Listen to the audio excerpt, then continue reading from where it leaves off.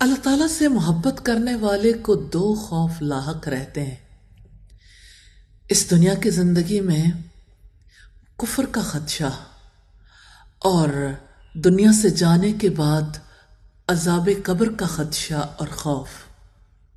اور اس کے بیچ میں جو چیز ایک مومن کو چاہیے وہ کشادہ رزق ہے، کیونکہ فقر ایسی چیز ہے جو کفر تک پہنچا سکتا ہے۔ اللہ کے رسول صلی اللہ علیہ وسلم کے فرمان کے مطابق نبی صلی اللہ علیہ وسلم ہر نماز کے بعد فقر سے، کفر سے، عذاب قبر سے اللہ تعالیٰ کی پناہ مانگتے تھے۔